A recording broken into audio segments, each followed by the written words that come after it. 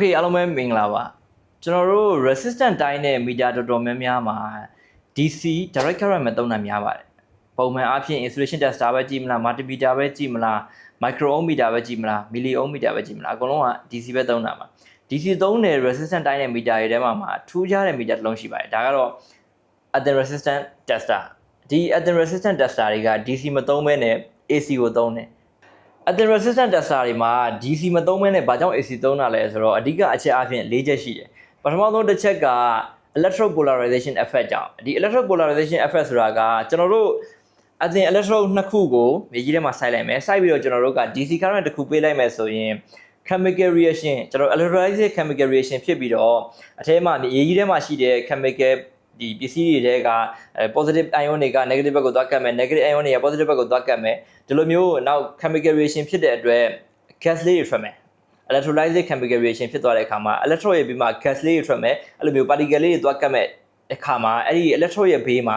အလွှာအပါးလေးတစ်ခုဖြစ်ပြီးတော့အဲ့ဒီအလွှာလေးကြောင့်မလို့ volt drop တစ်ခုဖြစ်ပြီးတော့ resistance reading ကိုထိခိုက်စေတယ်အဲ့ဒါကြောင့်မလို့ DC ကိုမသုံးဘဲနဲ့ AC ကိုသုံးတာ AC သုံးလိုက်တဲ့အခါမှာ AC က alternative ဖြစ်တဲ့အတွက်အဲ့လိုမျိုး polarizing effect မဖြစ်တော့ polarize ဆိုတစ်ဖက်တည်းပဲသွားကတ်တဲ့ effect မျိုးမဖြစ်တော့ဘဲနဲ့ဟိုဘက်သွားလိုက်ဒီဘက်သွားလိုက်ဖြစ်တဲ့အတွက်အဲ့ဒီ effect ကို short ချစေတဲ့အတွက် AC ကိုမသုံးဘဲနဲ့ DC ကိုသုံးတာဖြစ်ပါတယ် Okay ဒုတိယတစ်ချက်က electrochemical effect electrochemical effect ဆိုတာကကမ္ဘာမြေကြီးထဲမှာရှိတဲ့ဒီ chemical ပစ္စည်းတွေကိုကျွန်တော်တို့က DC power ပေးပြလိုက်တဲ့အခါမှာသူ့ရဲ့ effect ကအရှင်းဆုံးပြောရရင် capacitor တစ်လုံးလို့ပေါ့ capacitor လုံးကို power ပေးလိုက်မယ်ဆိုရင်တဖြည်းဖြည်း full charge ဖြစ်သွားပြီးတော့ DC current ကအစီးနိုင်ခြင်းနည်းသွားတယ်အဲ့လိုမျိုးအဲ့ဒီ effect လိုမျိုးပဲညာပြောရရင်ကမ္ဘာမြေကြီးထဲကို DC power ပေးလိုက်မယ်ဆိုရင် DC current ကဖြည်းဖြည်းချင်းစီနည်းသွားတယ်။ဘာကြောင့်လဲဆိုတော့ဒီအထဲမှာရှိတဲ့ပစ္စည်းတွေကဒီကျွန်တော်တို့က charge လုပ်တတ်တဲ့အချိန်မှာ back EMF ပြန်ရပြီးတော့ DC current flow မစီးအောင်လို့သူတို့ကဟန်တာပေးလိုက်တယ်။အဲ့လိုမျိုးဟန်တာတဲ့အခါမှာ DC current 1 million စီးဖို့ပုံမှန်အပြင်30 volt လောက်ပဲလိုပဲ။ဒါပေမဲ့အဲ့ effect ဖြစ်သွားတဲ့အခါမှာ50 volt လောက်လိုကောင်းလိုလာနိုင်တယ်။ဒီလိုမျိုး effect မဖြစ်စေဖို့ AC current ကိုသုံးတာ AC current က alternative ဖြစ်တဲ့အတွက်အဲ့ဒီ effect ကလုံးဝမဖြစ်တော့ဘူး။ Okay တတိယတစ်ချက်ကကဘာမြေကြီးထဲမှာပဲရှိတဲ့ DC stray voltage တွေကြောင့်ဖြစ်တာကဘာမြေကြီးထဲကိုကျွန်တော်တို့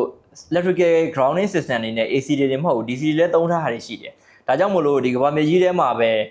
voltage DC voltage တွေကရှိနေနိုင်တယ်ကျွန်တော်တို့ဒီ product နှစ်ခုထောက်လိုက်မယ်ထောက်ပြီးတော့ရင်ကျွန်တော်တို့ multimeter နဲ့တိုင်းကြည့်မယ်ဆိုရင် voltage တွေအနည်းနဲ့အများရှိကောင်းရှိနိုင်တယ်အဲ့ဒီရှိတဲ့ voltage တွေကကျွန်တော်တို့ပုံမှန် measurement လုပ်တဲ့ voltage တက်ကိုပေါင်းပြီးတော့ဒီမှာရှိတဲ့ resistance measurement ကိုထိခိုက်စေတဲ့အတွက်ကျွန်တော်တို့က DC မသုံးဘဲနဲ့ AC ကိုမှပုံမှန်သုံးနေကြ frequency တွေနဲ့မတူတဲ့ frequency မျိုးပြောင်းပြီးသုံးတဲ့အခါမှာအဲ့ဒီကဘာမြေကြီးတွေက stray voltage တွေက effect ဖြစ်တာနည်းပြီးတော့ resistance reading ကိုမှန်စေတယ်။ပြီးနံပါတ်4အချက်ကနံပါတ်3အချက်နဲ့လည်းနည်းနည်းနှီးစပ်တယ်။သူကကျွန်တော်တို့ကဘာမြေကြီးတွေကို grounding system တွေနဲ့သုံးတဲ့အခါမှာ50 Hz တွေ60 Hz တွေရော DC တွေရောအကုန်လုံးသုံးကြတယ်။သုံးကြတော့ဒီသုံးကြတဲ့ frequency တွေနဲ့ကျွန်တော်တို့ဒီမှာထည့်ပြီးတော့သုံးမယ်ဆိုရင်ဒီမီတာမှာ effect တွေဖြစ်နိုင်တယ် DC သုံးရင်လည်း effect ဖြစ်နိုင်တယ် AC ကို50 Hz သုံးမယ်ဆိုရင်လည်း effect ဖြစ်နိုင်ရရှိတယ်အဲဒါကြောင့်မို့လို့အဲ့ဒီ effect တွေမဖြစ်အောင်လို့ဒီ earth resistant tester တွေမှာက90ကနေ150 Hz လောက်ထိဂျာထဲမှာရှိတဲ့ frequency တွေကိုသုံးကြတယ်အဲ့ဒီ frequency တွေကပုံမှန်အဖြစ် grounding system မှာထည့်ပြီးသုံးထားအနည်းဆုံးဖြစ်တဲ့ frequency တွေကိုထည့်ပြီးသုံးတော့ resistant တိုင်းတဲ့အခါမှာ effective ဖြစ်နဲ့တိုင်းလို့ရတာဖြစ်ပါတယ် Okay ကျွန်တော်ဗဇက်နဲ့ပြောသွားတာကတိတ်ပြီးတော့အဆင်မပြေဘူးနားထောင်ရတာလည်းနားလဲရခက်မဲ့ထင်ပါတယ်အဲ့တော့ကျွန်တော်တို့အတူတူ practically စကြည့်ရအောင် Okay အဲ့တော့ကျွန်တော်မီတာနှစ်ခုပြင်ထားတယ်ဒီတစ်ခုက earth resistant tester ကျွန်တော်2.0နဲ့ပဲဆမ်းမယ် AC နဲ့ဆမ်းမဲ့မီတာဒီကောင်က DC နဲ့ဆမ်းမဲ့မီတာ multimeter ကိုပဲရွေးထားတယ် Okay ကျွန်တော်အရင်ဆုံးလောက်က2မျိုးရွေးထားတယ်ဒါကတော့ကျွန်တော်တို့ဒီကဘာမြေကြီးထဲမှာရှိတဲ့ပစ္စည်းတွေလိုမျိုး chemical ပစ္စည်းတွေထည့်ထားတဲ့ရေးပေါ့ဗျာကျွန်တော်စားထည့်ထားတယ်ဗျာစားရည်ရဲ့ resistance ကိုတိုင်းရင် DC နဲ့ AC ဘေးရနဲ့ပုံမှန်ရမယ်ဒီမှာဆိုရင် chemical reaction effect တွေအများကြီးရှိကြဆိုတော့ဒါကpure resistance လို့ကျွန်တော်ယူဆထားတဲ့ကောင် resistive လို့အရင်ဆုံးစမ်းပြမယ်ကျွန်တော်အရင်ဆုံးဒီမှာ DC နဲ့တိုင်းတဲ့မီတာနဲ့ဒီမီတာကိုဒီကောင်ကိုအရင်ဆုံးတိုင်းပြမယ်950နဲ့3553 ohm ရတယ် okay နောက်တစ်ခုကျွန်တော် AC နဲ့တိုင်းပြမယ်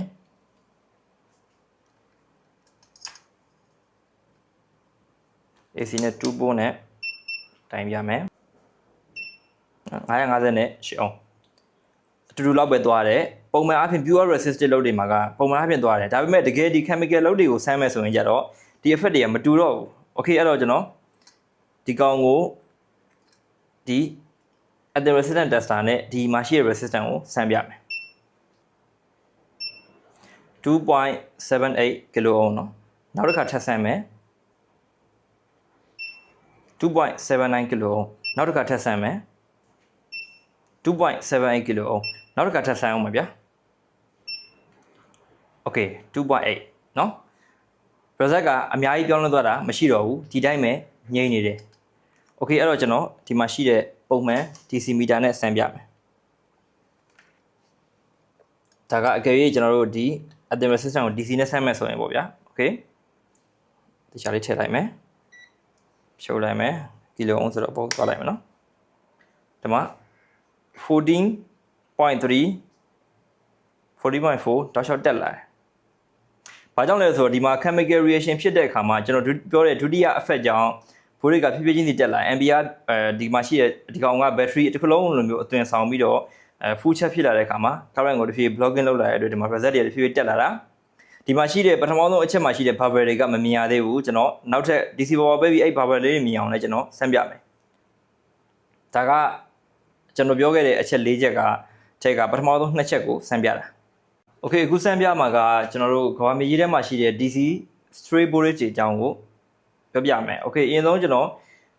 ဒီတိုင်းပဲ resistant တိုင်းနေမယ်ဆိုရင်ကျွန်တော်က chemical reaction တွေဖြစ်သွားပြီးတော့ ampere ထည့်လိုက်တော့ဒီမှာ quantity ကောင်းလာတော့ 3.7 kilo ohm လောက်မှာ 3.8 3.9 ဖြည်းဖြည်းချင်းတက်သွားမှာဗျာနော်ဒီတိုင်းရှိနေတယ် okay အဲ့ဒီအဖက်ပြင်ကိုကျွန်တော်တို့အပြင်မှာဒီထက်တဲ့ကို sway voltage တွေဖြစ်အောင်ကျွန်တော် DC voltage တွေကောက်ထည့်ကြည့်လိုက်မယ် oh ဒီမှာဒါကျွန်တော်လည်းအများကြီးထည့်လိုက်လို့ပါဒီ effect ကိုဆန်းပြခြင်းလို့ပါအမှန်တော့နည်းနည်းလေးပဲထည့်ရဆိုရင်ဒီမှာရှိတဲ့ body reading တွေကအများကြီးပြောင်းလဲသွားမှာเนาะ okay ဒါကကျွန်တော်မြင်အောင်ဆန်းပြတာ okay ဒါကတတိယတစ်ချက် DC sway voltage တွေအကြောင်း okay အခုကကျွန်တော် multimeter နေရာမှာအခု at the resistance tester ကိုယူလိုက်ပြီဒီ at the resistance tester နဲ့အခုဒီကောင်ကိုဆန်းမယ်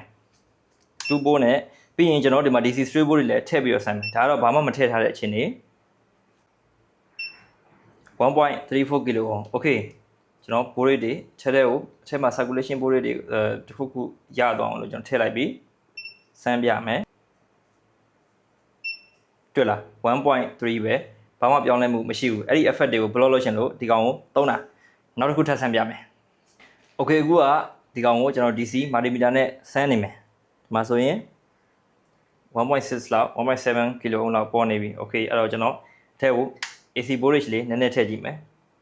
ဒီမှာလည်း AC voltage နည်းနည်းထည့်လိုက်ပြီဒီမှာအများကြီးပြောင်းလဲသွားကြလား 3.4 ဒါ AC voltage ကြောင့် isolated နည်းနည်းပဲထည့်ရသေးနော် AC voltage ထည့်လိုက်ပြီထည့်ရင်ထည့်တဲ့လောက်ကိုအုံးနေအများကြီးပြောင်းလဲသွားတယ်အဲ့တော့ကျွန်တော် at the resistance နဲ့ပြောင်းပြီးဆန်းပြမယ်ဒါတွေကို block ဖြစ်လာဆိုတာချက်ကြည့်အောင် okay အခုကကျွန်တော်ဒီချက်မှာရှိတဲ့ resistance ကို at the resistance tester နဲ့ဆန်းမယ်ကျွန်တော်ဒီချက်မှာရှိကို AC voltage တွေမထည့်ထားရသေးဘူးသူ့တက်ကြီးဆန်းလိုက်မယ်683 ohm ရတယ်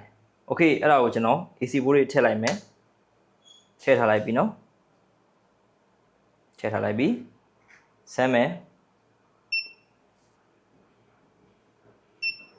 683ခုန6နဲ့55 ohm အများကြီးပြောင်းလဲသွားတာမရှိဘူးထပ်ဆန်းပြမယ်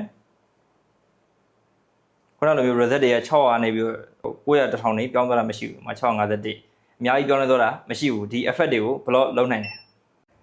okay အခုကျွန်တော်ဆန်းပြသွားတာလေးမှာ at the resistance tester မှာဘာကြောင့် AC သုံးလဲဆိုတာကိုတတိချာလေးသဘောပေါက်ပြီးတော့နားလည်သွားကြလိမ့်မယ်လို့ကျွန်တော်ထင်ပါတယ်ကျွန်တော်တို့ DC နဲ့သုံးတဲ့အခါမှာ DC stray voltage တွေထည့်ရင်လည်း result တွေအများကြီးပြောင်းသွားတယ် AC stray voltage တွေထည့်ရင်လည်း result တွေအများကြီးပြောင်းသွားတယ်ပြီးတော့ရင်ကျွန်တော်တို့ DC နဲ့သုံးတဲ့အခါမှာ chemical reaction တွေကြောင့်ဖြစ်လာတဲ့ resistance ပြောင်းလဲမှုတွေကိုလည်း AC နဲ့ကြတော့တိကျကျသိနိုင်တယ်အဲ့တော့ကျွန်တော်တို့ at the resistance tester တွေက AC သုံးတော့ရလာတဲ့ result က impedance ကြီးဖြစ်မနေဘူးလားDC လိုမျိုး resistant မဟုတ်ဘဲနဲ့အဲ့တော့ at the impedance tester လို့ခေါ်မှာမဟုတ်ဘူးလားမှန်ပါတယ်ဒါပေမဲ့ကျွန်တော်တို့ at the ထဲမှာရှိတဲ့ capacitive effect တွေ inductive effect တွေကအရန်ကိုနည်းပါတယ်နည်းတဲ့အတွက်ကျွန်တော်တို့ကအဲ့ဒီ reactant တန်ဖိုးတွေကို0နီးပါး neglect လုပ်ပြီးတော့ resistant တန်ဖိုးကိုပဲယူတဲ့အတွက်ကျွန်တော်တို့ကဒီကောင်ကို at the resistant tester လို့ခေါ်တာဖြစ်ပါတယ် at the resistant tester နဲ့ပတ်သက်တဲ့တချို့သိချင်တာလေးရှိတယ်ကျွန်တော်စမ်းပြစေချင်တာလေးရှိရဆိုရင်ကျွန်တော်ကို comment မှာရေးပေးကြလို့ရပါတယ် okay နောက်နေ့မှပြန်တွေ့ပါမယ်